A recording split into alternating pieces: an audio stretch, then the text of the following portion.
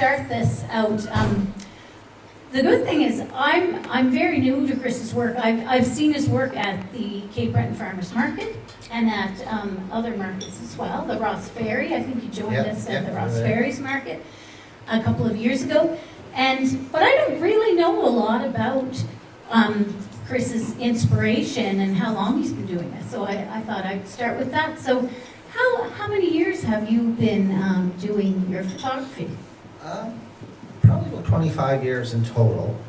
Now, not at the level I think I'm at now, but I mean, it's a progression anyway as the years go by. But like my first camera was a film camera, actually just a point and shoot like anyone would have nowadays with their phone.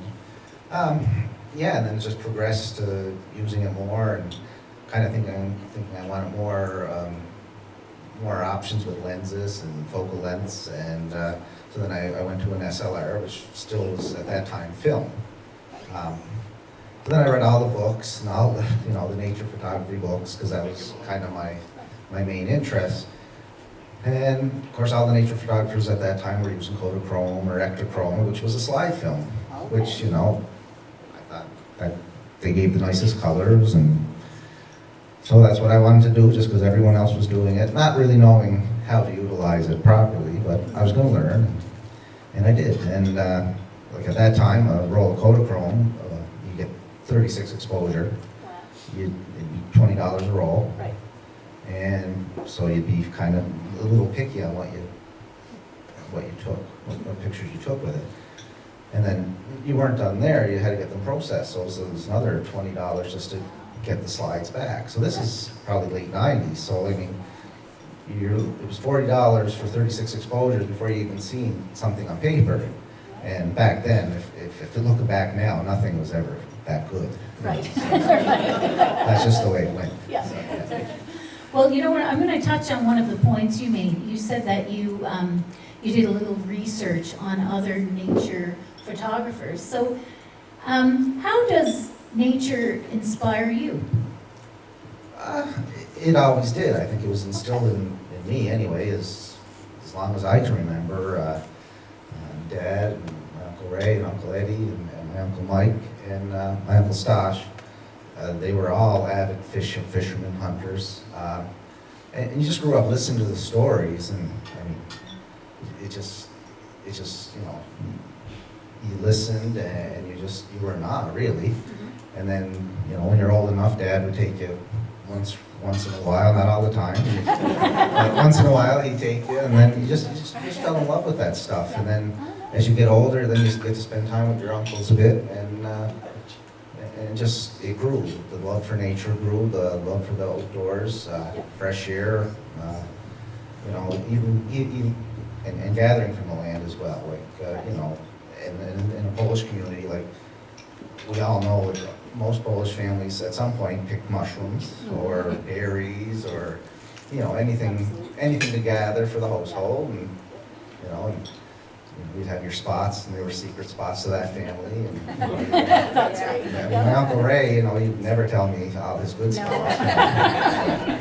But that's just the way it went. So. That's wonderful.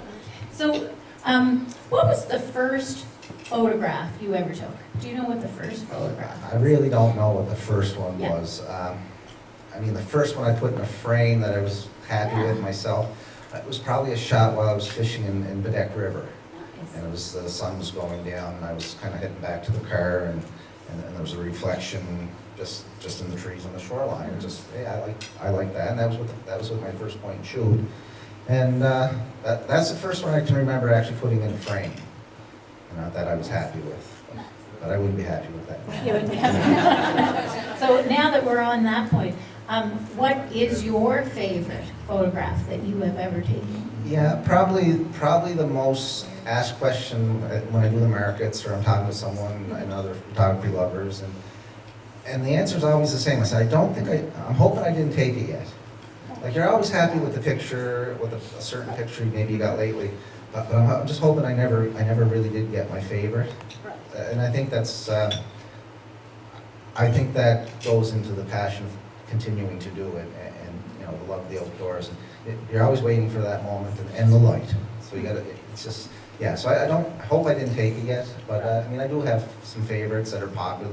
And I don't know if they're my favorites because they're popular or maybe just, I don't really know how to answer them. Yeah, Right. so yeah. Yeah, no worries. Yeah. I guess we'll go on to the next question. So, we know that you have all of your art on display this evening. Do you have any for sale? Just so the folks that are here this evening Yeah, like, are interested? yeah, and everything's, like, I have a lot of pieces here that are from private collections, but I mean, I can always reproduce whatever a customer wants, and I never say no, I guess, is Okay. how it always goes, yeah. So, Okay. yeah, everything's for sale, and this weekend, Lori and I decided to, any sales that we do take in, we're gonna donate 25% back to the Benefit Society as a thank you. No. I was just going to ask you that, so that's great. Do you have any other, I know I didn't prep you on this question, but do you have any stories of taking like a particular photograph or something you'd like to share with everyone here this evening? Or particular? Not any particular photograph. Like I get up early a lot, and and I try to get out first light and get a couple hours in before the rest of the world's awake, and then that's really nice. I don't have any like one significant. You always have special moments where be it with I don't know, like a fox that's in the right light and Right. kind of staying close to me and not not scaring it or. So that's kind of nice. But on a particular morning around St. Anne's Bay, I had a neat experience because I pulled the truck over for a bald eagle that was perched in a tree, and then the light was just the sun was just rising, and so I got out of the car, and the eagle didn't fly off. I was like, oh, this is great, nice light, and I got the right lens out and was doing my thing, and got some nice shots of the eagle perched in the tree, and in my left ear I could hear something rustling in the woods on the other side of the road. So I said, oh, that's something there. And I looked over, and there's a female fox just sitting on the top of the hill, and of course the jewel was there, and I said, oh, beautiful light again. So I was torn between the eagle and the fox. Right. But anyway, I got lots of eagle shots, and so I continued with the fox, and about 7 or 8 minutes later I could hear some splashing in the water. So what can that be? So I looked down to the right of the road again, down the bottom of the hill, and going into the St. Anne's Bay is a bull moose.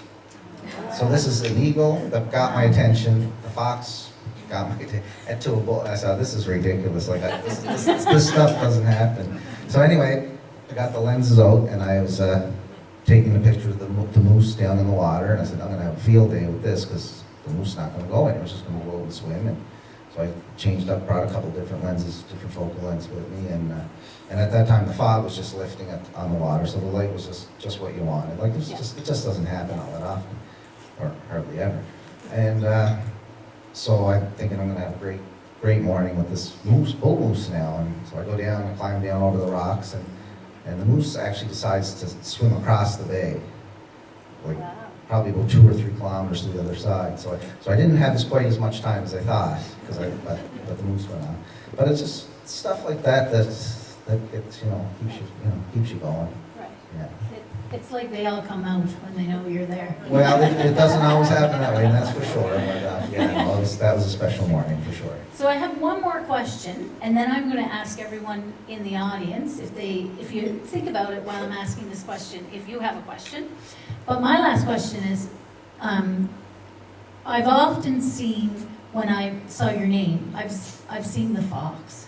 Like that's one of the photographs you sort of feature, don't you? Yeah. Have you featured that? Yeah. Why do you feature that one? What's the story behind that? I think it was published by Canadian Geographic, so I guess kind of became my first, I don't know, I guess you call it a signature photograph, or I don't know. That was the one that gained recognition, I suppose, and so that's kind of, you keep with what's popular, and because we do run it as a small business, my wife and I, and so I mean, you kind of got to go with something popular sometimes. That's right. Yeah. Oh, no, and I know when I talk about your photography in the past couple of weeks, people have said, oh, I've seen the fox. That's what they think of when they, think of And your in photography. Cape Breton, we do have a lot of wildlife, but it's not like the Alberta Rockies or the BC coastline. We don't have grizzlies, and so we gotta photograph what we can here. It's not, we have an abundance of wildlife, but it's not necessarily the mecca of wildlife photography here, Right, but yeah. it's great, yeah. Oh, good. So now, does anyone in the audience have a question? Anyone have a question that you would like to ask? Anyone? Here, Yeah, yeah. I can talk loud. Can you talk loud? Okay. Yeah. What's the longest you've stood still for to get a photo of wildlife? People ask that a lot. The longest, I would sit in the blind for 3 hours, no problem. I may be longer if things were happening, or as long as you can stand. It depends on the weather. Winters here are long and cold, but they're actually probably the best time of year to photograph. So some pretty nice things happen in winter. So I can sit quite a while, and just till the weather drops, to the coldness drives you out, I guess. Yeah, 3 hours. I Yeah. was gonna say, I live in South Bar, and next to me, it's like, it used to be a bar, and it's gone now, but the foundation not there. So I thought about you, because there was a mother there with 5 pups, fox, Yes. and they were so close to me, and of course we have a cat, and I used to say to her, if you don't touch my cat, I won't touch your baby. And then she looked at me, and she looked at me, and she looked at me for a long time, like staring at each Yeah. other. And then she'll go behind, and the pups go blah, blah, blah, right Yeah. behind her, go down. She came a few more times, then she took them away. Oh, yes. 16 years in my yard, you don't have to go far away, just come to my Oh, house. you don't have to go far away. That's right. Yeah. Yeah, Any other questions? Oh, sorry. no, it's okay. Thank you. Anyone else? There was a fox going through Oh. there that tried to drive, Oh, yes. Oh, what's that? Yeah. Fox are very adaptable. and then a moose, we had a moose. There was a moose. There's a We had a the odd. moose, Yeah. tried to So drive. you have to go to Peggy's place. Yeah. And I think we have another question in the back there. Have you left, have you gone to Europe or anything like that, taking pictures of the different wildlife in different countries that you might not find? Lori and I did Newfoundland last year. We did the western half and the northern peninsula. There we had an abundance of moose. We seen a pine marten, but I wasn't able to photograph it. And coyote there and a caribou. Lori and I, 2 years ago from today, were sitting in Iceland, which was probably one of the most amazing experiences of our lives, I believe. Yeah. Yeah. So I've been longing to get back there ever since, and hopefully someday we will. Just the nature of Iceland is. Yeah. Every turn. Yeah. Okay, so I think we'll finish with questions. Is there anything else that you would like to add with? Anything you'd like to end with, rather? Well, of course, I'd like to thank everyone for coming, for sure. My family, my friends, the Polish community. Just a special thank you to my uncles. Very influential, not just the ones that are here, but the ones that have passed. Probably more than they know, but yeah, that's about it. Great. Thank you very much.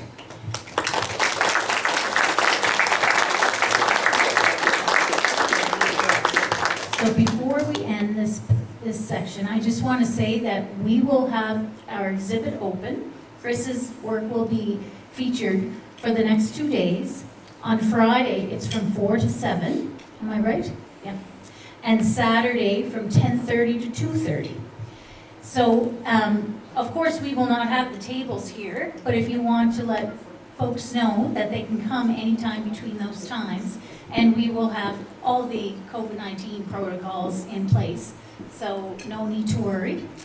And we will have a few volunteers, we will be here, so I think it's going to be a lot of fun. I think we'll get a lot of folks through. So thank you so much for coming out this evening. We are very pleased to put this event together and to have Chris feature his photography here this evening. So thank you so much for attending. Take care. And safe travels home.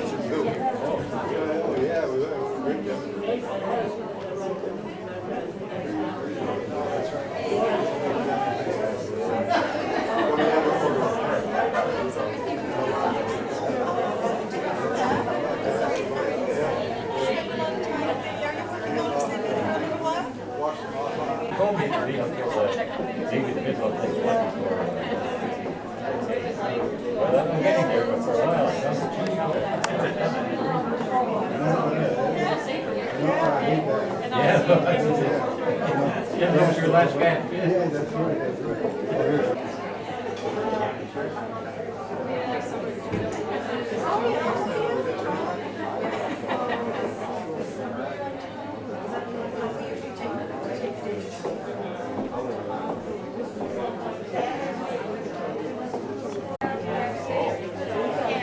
You mean you actually taking a break from here? You're gonna leave this all like also?